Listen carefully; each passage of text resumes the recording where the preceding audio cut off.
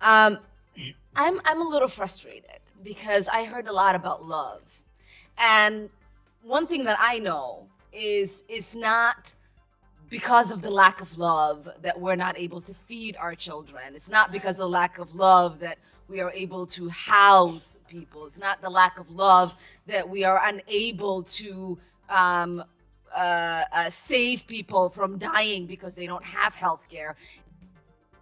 The other thing that frustrates me is people who have experienced poverty, who have gotten the straps for their bootstraps. That was Representative Ilhan Omar, and she's clearly angry. But here's the question: who is she angry at? A pastor. Pastor Latosha Fields. A black woman who has actually lived through the struggles politicians love to debate from a distance. What you're about to see highlights two completely different visions of America. One believes in faith, family, personal responsibility, and hard work. The other leans heavily on government solutions and frames people primarily as victims of circumstance. In this clip, Ilhan Omar appears to dismiss a woman who fought her way out of poverty and built something better for herself simply because she suggested that others can do the same. That's what makes this moment so striking. We're going to watch the entire exchange, because context matters. And whether you agree or disagree, this is the kind of conversation people need to see for themselves to understand what's really being debated in these hearings. Me, the ranking member of Womack, and members of Congress. It's a blessing to be here today. I have been married to Ronald Fields II for 13 and a half years. We are home educators of 4 wonderful children. I have 2 girls, 22 and 3, and 2 boys, 12 and 9. My husband and I are both born and raised in Baton Rouge, Louisiana. I spent 33 years there before I came to move to Chicago, Illinois, 7.5 years ago to expand our evangelistic work. We serve as the overseers and pastors of our Report Ministries and Publication in Chicago. I am also the founder of Christian Home Educator, which is a homeschool academy, and Christian Home Support System, which is our support group. These are evangelistic outreach ministries to serve and support the families of the city of Chicago and surrounding communities. We provide assistance, resources about home education, cooperative educational and recreational resources, curriculum and parental rights issues, and much more. Our mission is to empower parents to take back the responsibility of educating their children. I am also the state coordinator of parentalrights.org, a volunteer of Junior Achievement of Chicago, and a member of Cure Clergy Network.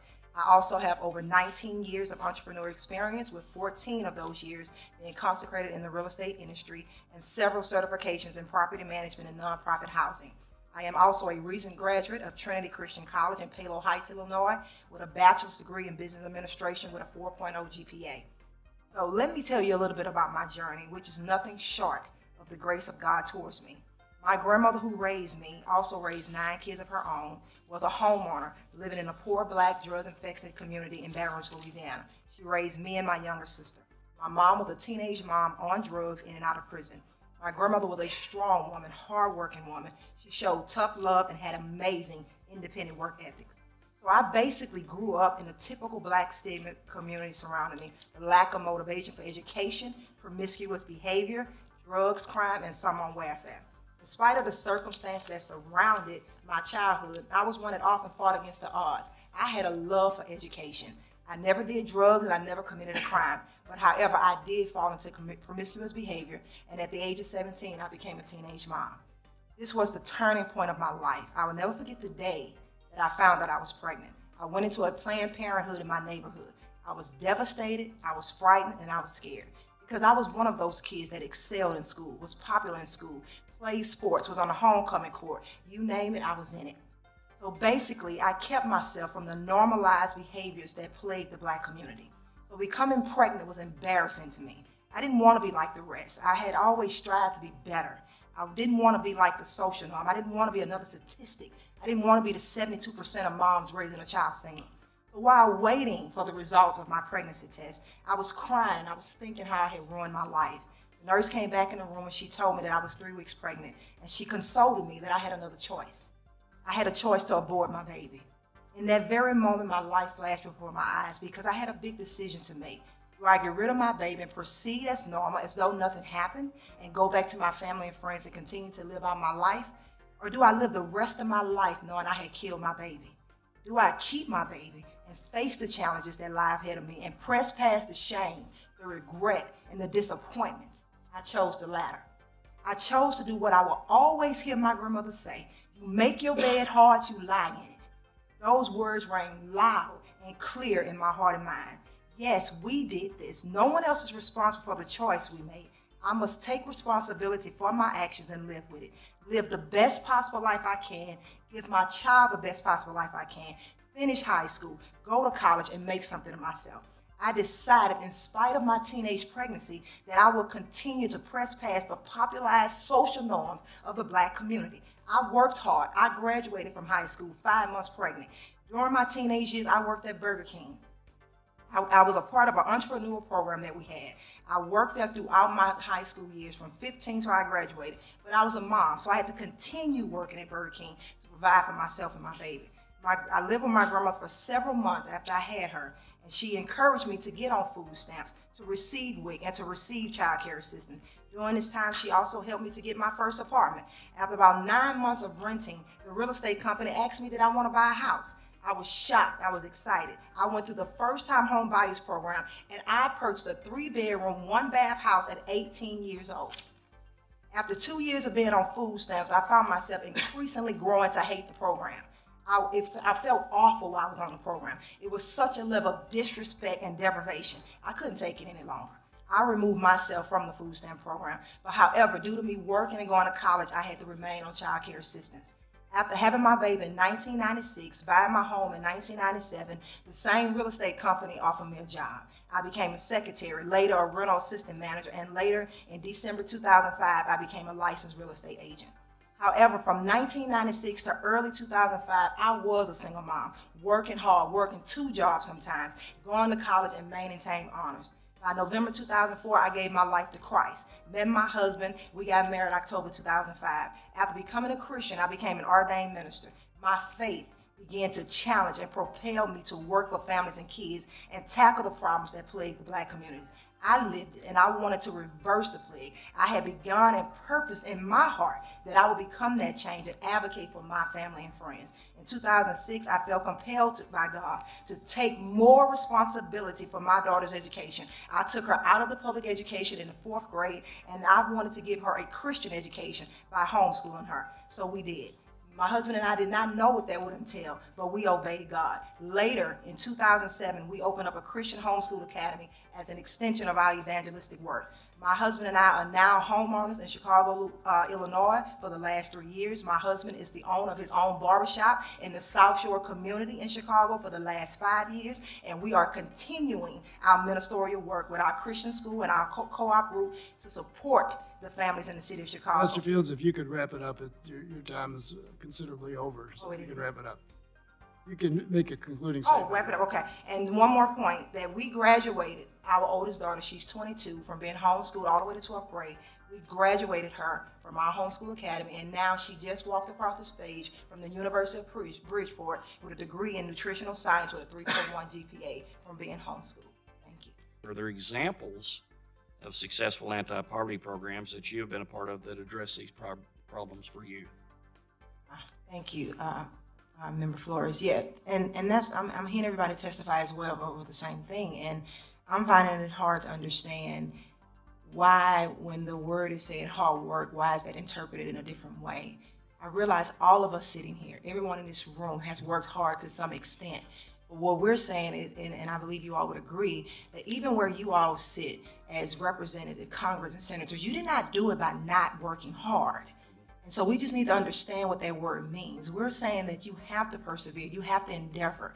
And for me, I grew up in the same environments that everyone sitting here is testifying about. Again, my mother was on drugs, in and out of prison. My grandmother did not have federal aid. My grandmother bought a house in 1972 working as a janitor at Louisiana State University. So before the civil rights, there was no federal aid. There was no welfare and food stamp. So I'm sorry if I come from an environment where I have seen that you do not have to rely on government. Right. You can work hard and persevere no matter how long it takes. And that's what I did. I got the food stamps for a couple of years. So I'm not here to say totally dissolve it. People do need help. But what I'm here to say, and especially working in the real estate industry, it doesn't have to be perpetual. You know, you got families that pass Section 8 and welfare down like it's an inheritance. The Bible says we ought to lay up an inheritance for our children's children, and it's not government entitlements. When you said you homeschooled your kids, I want to understand what values you teach them. Well, I definitely teach them personal responsibility. And even to add to that, what you were saying about trade, me and my husband both, even though I have a bachelor's degree, I also have a trade. My husband is a barber. He has a trade. We have lived the life they're saying with the living wages. I bought a house making $4.25 an hour. So we understand living on wages, but the way we got out of poverty is what you're saying, is we got trade. We went and got an education. And my husband talk about that all the time. If the government could make trade more accessible, spend those federal dollars so people can sharpen their skills and get out. My husband just bought us a 3-bedroom home, 2 full bath home in Chicago, being a barber with a trade. He has a 10th grade education, and he did it with a trade skill. So those are the kind of programs that we should be advocating for our government, to sharpen our skills, bring back those trade skills into the Black community so that we can rise above poverty. We can't do it with just... On one side, you have Pastor LaTosha Fields telling her story not as a political talking point, but as lived experience. She grew up in poverty, in a drug-infested neighborhood. Her mother struggled with addiction and was in and out of prison. She became pregnant at 17. By many of the systemic measures politicians often cite, she could have easily become another statistic. But she didn't. She credits values lessons from a grandmother who, despite having little, owned her home and emphasized personal responsibility. You make your bed hard, you lie in it. That mindset shaped her decisions. She worked at Burger King. She used food stamps briefly but described them as something she wanted to move beyond, not rely on permanently. She bought her first home at 18. She found faith, got married, and built a stable life. When she testified before Congress, her focus wasn't on rhetoric, it was on practical solutions. She talked about trade skills and entrepreneurship. Her husband, with a 10th grade education, supports their family as a barber and business owner. Her message centered on opportunity, self-sufficiency, and strengthening families and communities. Then came Representative Ilhan Omar's response. Omar challenged the idea that faith alone can solve systemic problems, stating that prayer cannot replace structural support. She also pointed out that Pastor Fields received childcare assistance while attending college, raising the broader argument that government programs can play a role in helping people succeed. Supporters of Pastor Fields see this exchange as a misunderstanding of her core point, not that assistance should never exist, but that it should function as a temporary step toward independence rather than a permanent state. Critics of Omar argue that highlighting the childcare support risks reducing a broader story of perseverance to a technicality. The tension ultimately reflects a larger philosophical divide. One perspective emphasizes individual responsibility, faith, and community-driven solutions. The other stresses systemic barriers and the role of government programs in creating opportunity. Pastor Fields frames her journey as proof that environment does not have to determine destiny. Omar frames structural support as necessary to ensure more people have a fair shot at success. That's the heart of the debate, not just between two individuals, but between two visions of how change happens in America.